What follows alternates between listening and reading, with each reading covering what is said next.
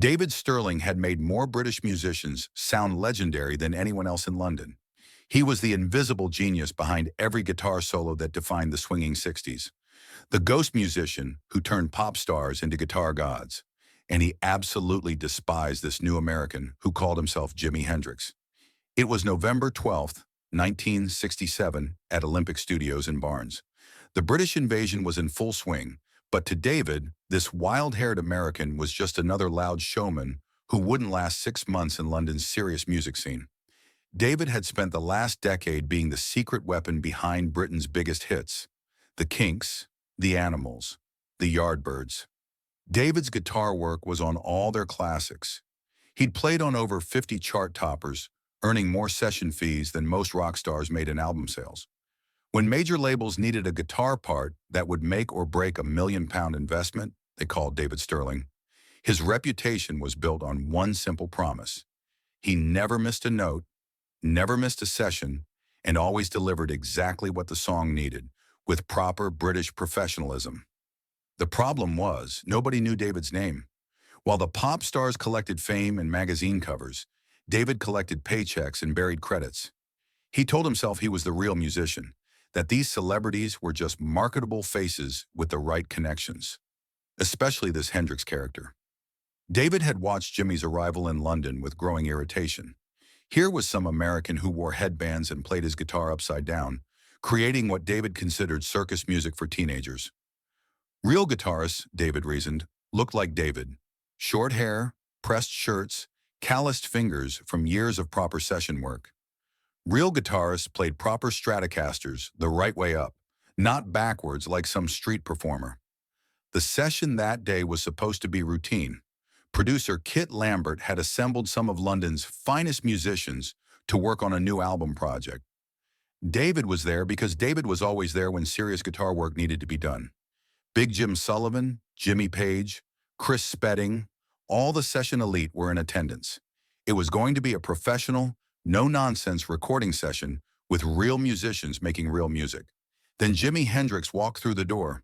He was taller than David expected, wearing a military jacket covered in embroidered patterns and tight velvet trousers.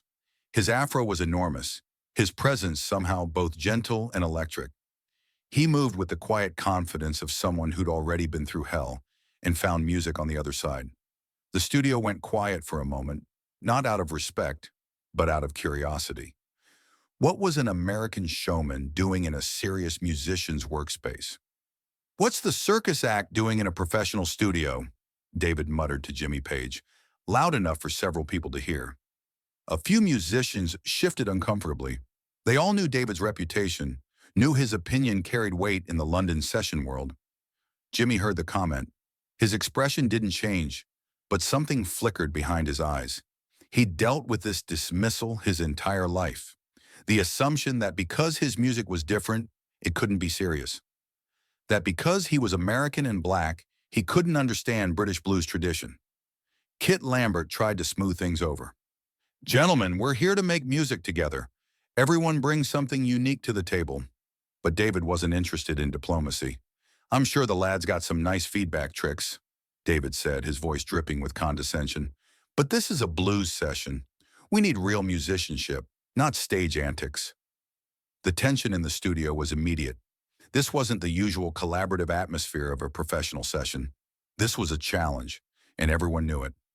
Jimmy stood quietly, his hands at his sides, while some of the most respected session musicians in London waited to see how this would play out. That's when David made his move. He walked over to the guitar rack where several vintage instruments hung waiting to be used. He grabbed his personal 1961 Fender Stratocaster, the same guitar he'd used on countless British classics. It was his pride and joy, an instrument that had made history in the right hands. "Tell you what, mate," David said, walking over to Jimmy with the Stratocaster in his hands. "This isn't one of your circus guitars. This is a proper instrument that requires proper skills. Why don't you show us some real blues if you think you can handle it?" The room went silent. Even the tape operators stopped what they were doing to watch this confrontation unfold. David was calling out Jimi Hendrix in front of some of the most respected musicians in Britain. "Any particular blues song?" Jimmy asked quietly, his voice steady despite the obvious trap being set. David smirked, sensing blood in the water. Red House, Robert Johnson style. But I understand if it's too traditional for your electric circus. Red House was sacred territory among blues purists. It required not just technical skill, but deep understanding of the blues tradition that went back to the Mississippi Delta. David had chosen it specifically because he knew it separated real blues players from pretenders. Even experienced session musicians approached it with reverence. What David didn't know was Jimmy's secret history with the blues. When Jimmy was 15 in Seattle, he'd spent countless nights in clubs on Jackson Street, watching masters like Pernell Charity and Dave Lewis. He'd learned from men who'd played with T-Bone Walker and Muddy Waters before rock and roll had even been invented. Robert Hooks, an old guitarist who'd known Robert Johnson personally, had taken young Jimmy under his wing during those Seattle years. Blues ain't about showing off, Hooks had taught him. It's about telling truth through 6 strings. One note played with your whole soul was worth 1,000 notes played just to impress somebody. Standing in Olympic Studios holding David's 1961 Stratocaster, Jimmy thought about Robert Hooks and all those nights learning to make the guitar weep. I'll play Red House, Jimmy said, looking directly at David. But I'm going to play it the way Robert Johnson would have if he'd lived to see electric guitars. The studio went completely quiet. Even Kit Lambert, who had worked with The Who and knew what musical danger sounded like, leaned forward with anticipation. Jimmy walked over to a small amplifier, plugged in the Stratocaster, and made subtle adjustments to the settings. His fingers moved with quiet precision, turning knobs with the patience of someone who understood that tone was sacred. He closed his eyes for a moment, and when he opened them, something had shifted. The showman persona disappeared, replaced by something ancient and profound. In that silence, everyone could feel the weight of what was about to happen. He began with the opening notes of Red House, but not the way anyone expected. His tone was warm and intimate, like a man confessing secrets to his guitar in a midnight bedroom. From the first phrase, it was clear this wasn't going to be an imitation of anything anyone had heard before. David's smirk began to fade as Jimmy moved through the first verse. The technical proficiency was obvious. Every note clean, every bend precisely controlled, every phrase articulated with decades of understanding. But it was more than technique. There was history in every note, pain and joy and truth flowing through his fingers like electricity. As Jimmy moved into the song's heart, something extraordinary began to happen. He wasn't just playing Red House. He was transforming it, showing what the blues could become when filtered through a soul that had lived both the streets of Seattle and the clubs of Nashville, both the Chitlin circuit and the electric dreams of a new generation. His left hand moved across the fretboard with impossible fluidity, finding chord voicings that spoke in languages beyond major and minor. He used techniques that David had never seen before, micro bends that created quarter tone inflections, hammer-on sequences that sounded like entire conversations, and a vibrato so controlled it seemed to bend time itself.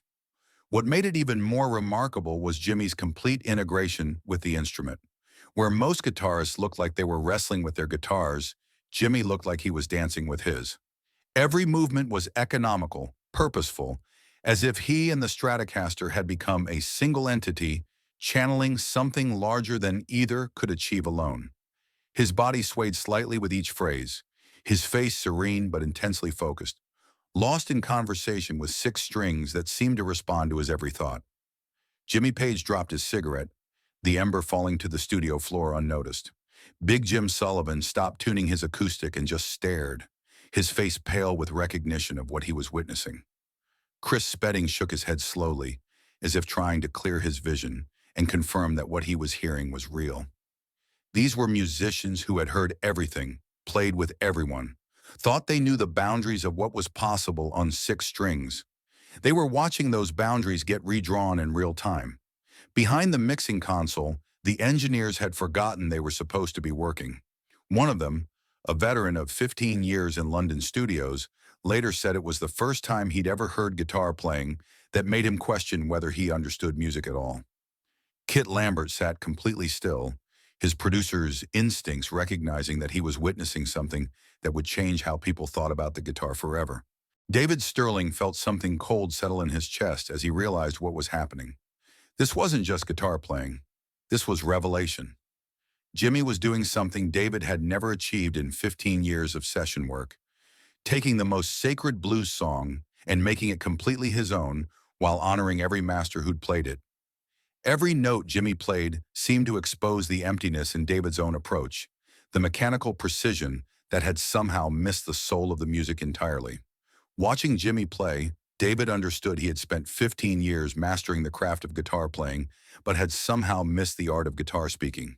When Jimi reached the climax of Red House, the moment where lesser players would typically show off with fast runs or flashy techniques, he did something unexpected. Instead of building to a technical showcase, he stripped everything down to its emotional core. Single notes, each one placed with surgical precision, each one carrying the weight of every blues musician who'd ever lived and died for this music. The guitar wept and testified, but it also did something Red House had never quite achieved before. It offered redemption. Through the pain and longing that the blues had always carried, Jimi found passages that suggested healing was possible, that suffering could be transformed into something beautiful and necessary.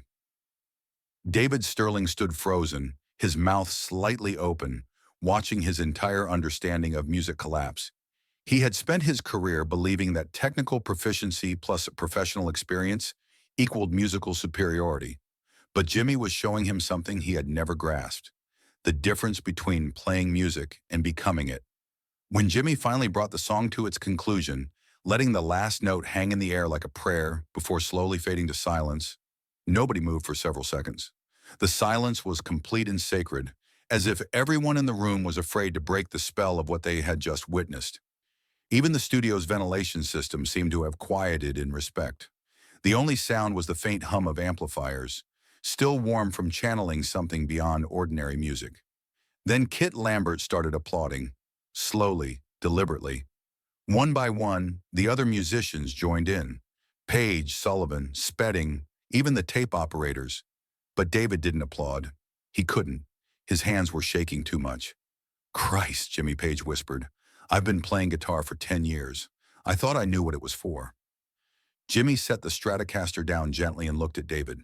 There was no triumph in his expression, no smugness, just a quiet understanding, as if he knew exactly what David was experiencing. "That's a beautiful guitar," Jimi said simply. "Thank you for letting me play it." David tried to speak but couldn't find words. All his professional confidence, all his certainty about musical hierarchy and proper technique had evaporated in the space of 10 minutes.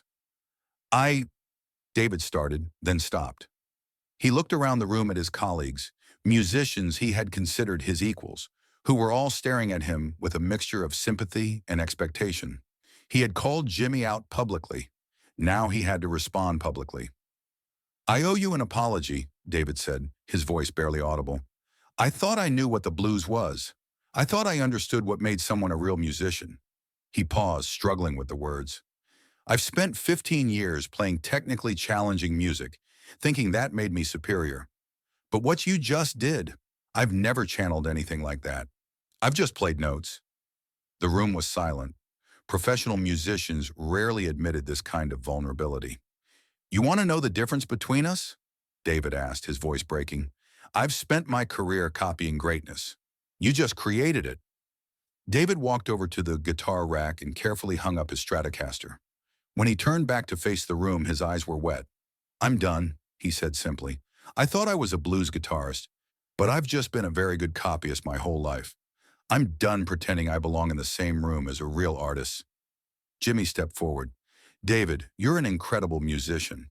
Your work has touched millions of people. That's not nothing. That matters." But David shook his head. "No, it's not the same. What I do is craft. What you do is art. I've been confusing the two for years." He gathered his equipment quickly, avoiding eye contact with anyone in the room. "Kit, I'm sorry, but I can't finish this session. Find someone else. Find someone better." He paused at the door and looked back at Jimi. "Keep playing, mate. Real playing. The world needs to hear what you just showed us." David Sterling walked out of Olympic Studios that November afternoon and never played a professional session again. The news spread through London's music community like wildfire. Within a week, musicians across London were talking about that afternoon in Barnes. David disappeared from the music scene, resurfacing months later as a teacher at a small music school in South London. His students knew him only as Mr. Sterling, a patient instructor who emphasized emotional connection over technical perfection. He never told them about that day at Olympic Studios. But sometimes when a student would play something that moved beyond technique into genuine expression, David would smile and remember a tall American who had taught him the most important lesson of his career. Jimmy never spoke about the incident. When journalists asked about his early days in London, he would deflect. But people close to him said it was one of the moments he was most proud of.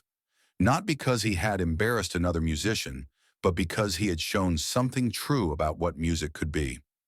Years later, when that 1961 Fender Stratocaster was donated to the Hard Rock Cafe, the placard next to it read, "Played by professionals, transformed by genius."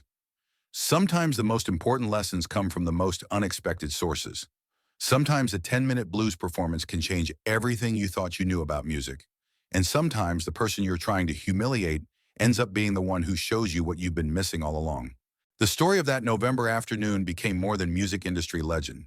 It became a cautionary tale whispered in recording studios across the world about the difference between playing notes and speaking truth.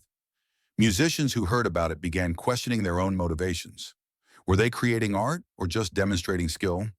Were they expressing something real or simply showing off years of practice? David Sterling's exodus from the session world sent shockwaves through London's tight-knit music community. If someone of his caliber could be so completely humbled, what did that say about the rest of them? Some guitarists became more experimental, more willing to risk vulnerability in their playing. Others doubled down on technical perfection, afraid to expose themselves the way David had been exposed. But perhaps the most lasting impact was on young musicians who heard the story years later. They learned that musical greatness wasn't about proving you were better than someone else. It was about finding something true inside yourself and having the courage to let it out. Jimi Hendrix had shown them that the highest form of musical skill wasn't domination, it was revelation. In the end, both men had taught the world something invaluable about the nature of artistry itself.